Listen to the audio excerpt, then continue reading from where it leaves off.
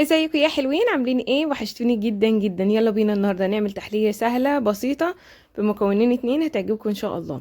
اول حاجه نقول بسم الله الرحمن الرحيم. معايا كوبايه من الميه السخنه، هضيفها في اي حاجه اكبر زي ما انتم شايفين. هضيف عليها باكو واحد من الجيلي، اي طعم انت حباه. استخدمت جيلي فراوله. هقلبه وادوبه كويس جدا واركنه على جنب لحد ما يبرد، مش هزوده ميه تاني ولا اي حاجه.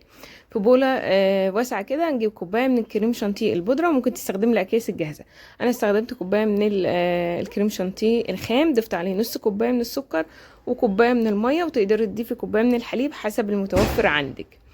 هخلطهم كويس جدا مع بعض لحد ما يوصل للقوام الكريم اللي انتوا شايفينه ده بالمضرب الكهربي. وبعد كده بضيف الجيلي بعد ما برد تماما تماما. هضيفه وبعدين افضل اضرب فيه لحد اللون كله ما يندمج مع بعضه كده بالشكل اللي انتوا شايفينه كده. بعد كده بجيب الكوبايات بتاعتي اهو زي ما انتوا شايفين، وهحط ايه يعني، هملى الكوبايه اسيب فيها شويه كده. انا فضلت ان انا احط في كيس تلاجة او كيس حلواني عشان يسهل عليا الموضوع. تمام. هفضي بقى املى كل الحاجات بتاعتي. مليت الكوبايات كده زي ما انتم شايفين، والعلب الصغننه اللي شكلها حلو دي. بعد كده ببتدي ان انا احركهم كويس جدا عشان يتساووا، مبقاش فيه فراغات من جوه. لازم تحركيهم كويس جدا عشان ما يبقاش فيه فراغات من جوه لما نيجي نحط الطبقه التانية ما تنزلش تحت. حلو الكلام، حلو الكلام. بدخلهم التلاجة لحد ما يتمسكوا معايا مدة ساعة، ساعة ونص. تمام. بعد كده بجيب، بعد ما بدخلهم التلاجة على طول، بجيب كوباية ونص من المية السخنة المغلية. بضيف عليهم باكو كمان من جيلي الفراولة. بقلب اقلب اقلب وبركنهم على جنب لحد ما يبردوا لمدة ساعة بقى، لحد ما في التلاجة يمسك معايا. بعد كده بطلعهم اهو زي ما انتوا شايفين. ببتدي اصب عليهم الجيلي اللي برد تماما، بس ما بصبش مباشرة، بصب على المعلقة كده زي ما انتوا شايفين عشان ما اعملش، فاهمين، ما اعملش فيها اخرام. تمام اهو.